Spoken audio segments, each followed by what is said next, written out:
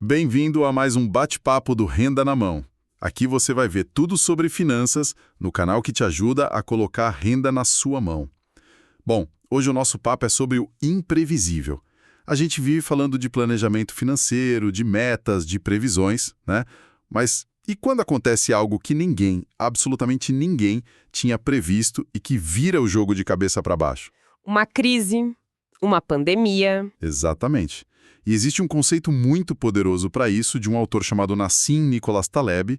O nome é A Lógica do Cisne Negro. A conversa hoje é sobre como esses eventos, que parecem impossíveis, mudam a economia e, mais importante, o nosso bolso. Perfeito, o Taleb, ele dá eu diria que é um tapa carinhoso na nossa cara otimista. A ideia central dele é que os eventos que realmente definem o rumo da história e das finanças são justamente aqueles que não estavam em nenhuma planilha de Excel, em nenhuma projeção. Então vamos começar pelo básico, papo reto. O que é exatamente um cisne negro? Bom, ele tem 3 características principais. A primeira é um evento raro, sabe? Totalmente inesperado. Um ponto fora da curva. Ok. A segunda é que o impacto dele é gigantesco. Muda tudo. E a terceira? Essa sempre me chamou a atenção. A terceira é a mais interessante. Depois que o evento acontece, todo mundo tenta criar uma explicação que faz parecer que ele era óbvio, que era previsível. A tal da hipocrisia cognitiva. Exatamente. Taleb chama assim. É a nossa necessidade de fazer o mundo parecer ordenado, mesmo que seja só olhando para trás. A metáfora da origem do nome é ótima para explicar isso, né? É perfeita. Por séculos no mundo ocidental, era um fato absoluto que todos os cisnes eram brancos. Todas as observações confirmavam isso. Era uma verdade inquestionável. Inquestionável.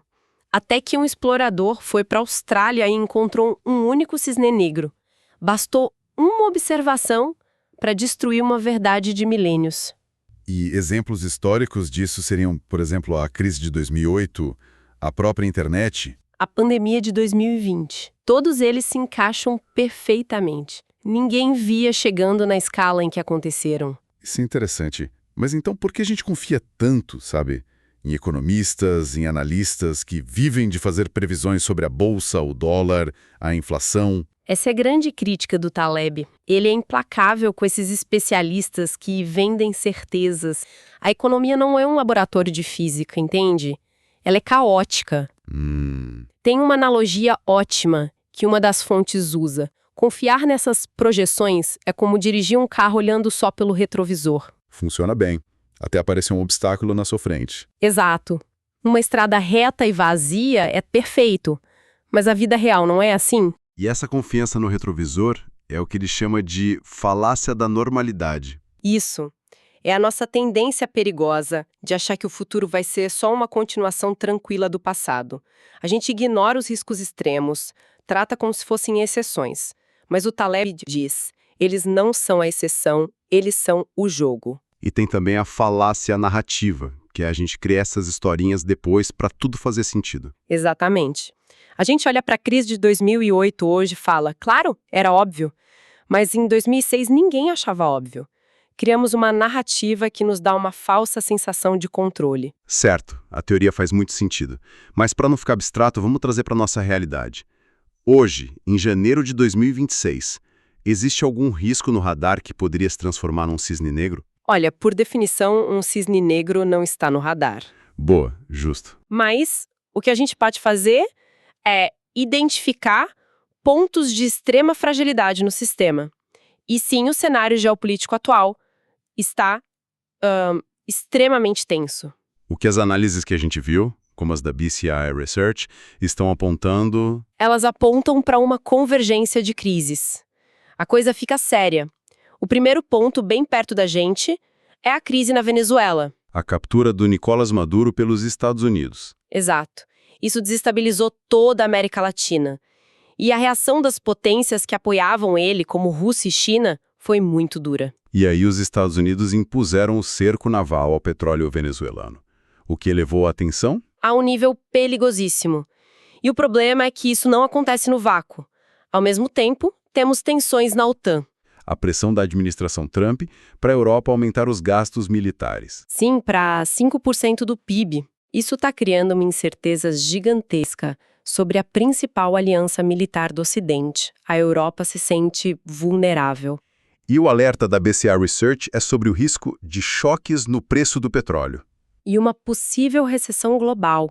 Mas o termo que eles usam é mais forte, eles falam em desordem global. Desordem global. O que isso significa, na prática? Significa que as coisas não estão quebrando em um lugar só. As alianças, as instituições que garantiram uma certa estabilidade desde a Segunda Guerra estão se desfazendo ao mesmo tempo. Não é mais uma crise regional, então. Não, é um abalo nas fundações. A velocidade e a escala com que tudo está acontecendo, esses são os ingredientes que podem transformar um conflito em um verdadeiro cisne negro. O cenário é preocupante.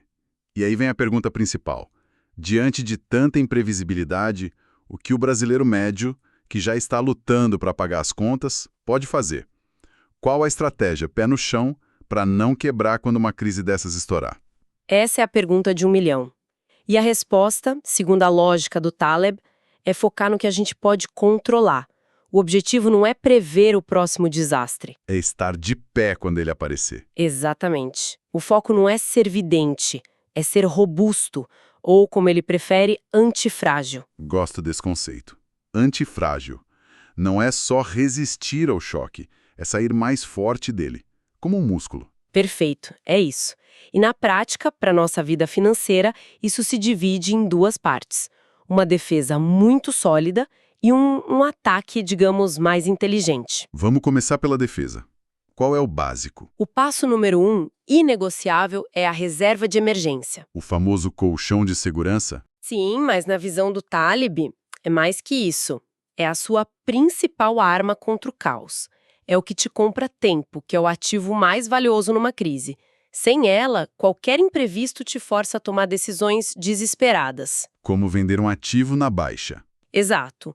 O segundo pilar da defesa é fugir de dívidas perigosas.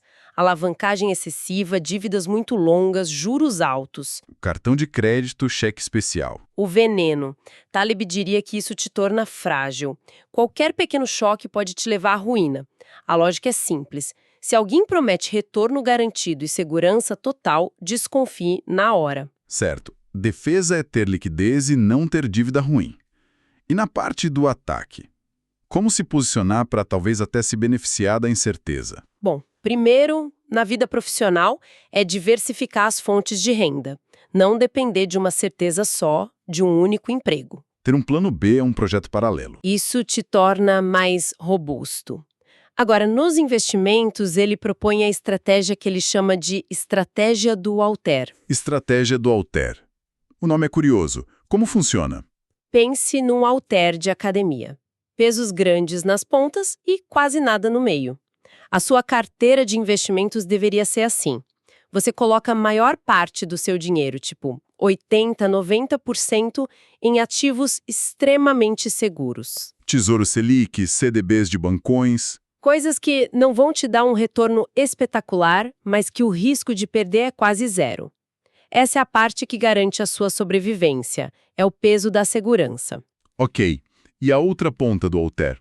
Os outros 10, 20%. Essa pequena parte você coloca no que ele chama de apostas assimétricas. E o que é uma aposta assimétrica? É uma aposta onde o seu potencial de perda é pequeno e limitado, ou seja, no máximo os 10% que você colocou, mas o seu potencial de ganho É gigantesco. exatamente, é quase limitado. Pouco a perder, muito a ganhar. E que tipo de investimento seria esse? Startups, talvez? Poderia ser startups em estágio inicial, uma pequena parte em criptomoedas muito voláteis, opções de mercado que disparam de valor se um evento inesperado acontece. O importante é a estrutura, entende? A maioria das pessoas faz o contrário. Coloca tudo no meio. No risco médio. Exato. E o problema do risco médio é que o ganho é limitado, mas num cisne negro a perda pode ser total. O halter te protege da ruína e, ao mesmo tempo, te expõe a uma sorte grande. Então, no fim das contas, a grande lição é ter humildade. Aceitar que não controlamos o mundo e focar no que a gente pode controlar. A nossa exposição ao risco. Perfeitamente colocado. É trocar a arrogância de achar que sabe o que vai acontecer pela sabedoria de se preparar para o fato de que não sabemos. E no final, o maior risco para o nosso dinheiro talvez não seja uma crise global. Mas sim a nossa própria arrogância de achar que a gente entende como tudo funciona. A pergunta a se fazer não é o que vai acontecer no futuro.